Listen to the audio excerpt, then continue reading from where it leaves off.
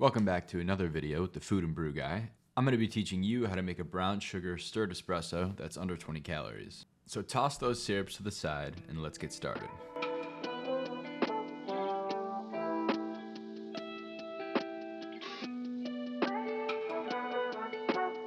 First we're going to start with our scale. Then we're going to grab our beans. This is a medium roast from Costco. And then we're going to grab our portafilter. We're also going to get our puck screen, our WDT tool, and our tamper. Alright, now we're ready to go. And of course you got to make sure your scale is even 3 different times. We're going to start by turning our scale on, placing our container on the scale, and making sure we zero it out. Alright, we're going to grab our beans. I keep mine in this little container. I think I got it on Amazon for a couple bucks. We're going to measure out 18 grams here. And at this point, you realize you've poured too much. So we're going to correct that.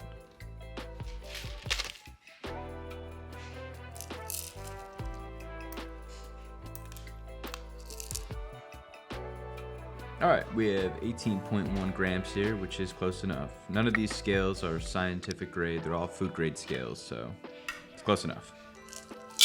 Alright, we're going to pour our beans into our grinder. Mine is set to level 5, and we're going to get grinding.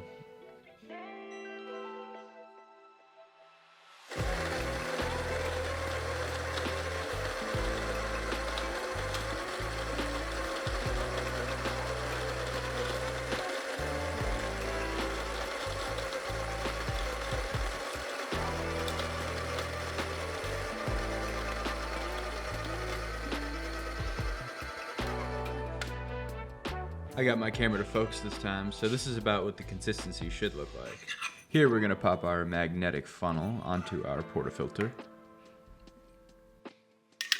And yes, we are using natural brown sugar for this recipe, so I'm going to measure out about 5 grams here. You can add as much as you'd like, it really just depends on how sweet you like your coffee. So I know at the title of this video we talked about keeping this under 20 calories.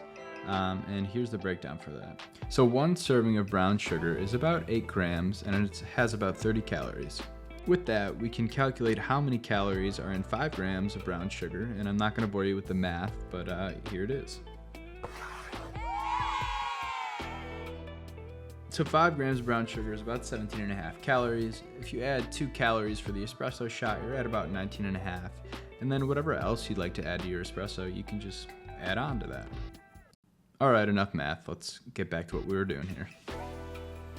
We're going to zero out our scale here. And we're just going to go right over the top with our freshly ground espresso. From here, it's just your regular puck prep. We're going to go ahead and use the WDT tool to distribute our grounds evenly, get any clumps out. Going to give it a few taps here.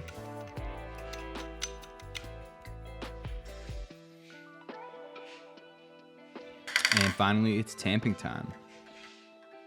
If you've watched any of our videos in the past, you know that it's always best to tamp on the edge of a countertop. That way you get a nice even tamp. So we're going to go ahead and do that here.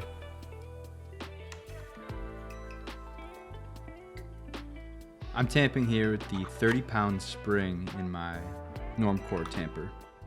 And once you're done tamping, it should look something like this.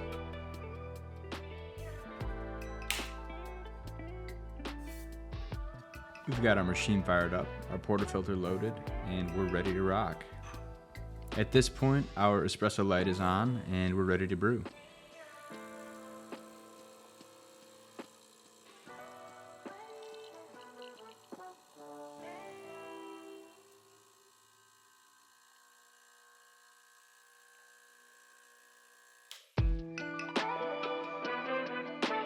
And that's the final product as far as the espresso shot goes. You can do whatever you'd like with this. You can put it over ice, shake it, stir it, whatever you want.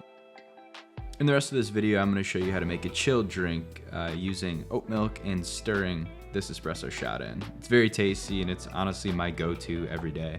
So you're going to start by grabbing a glass and filling it with ice.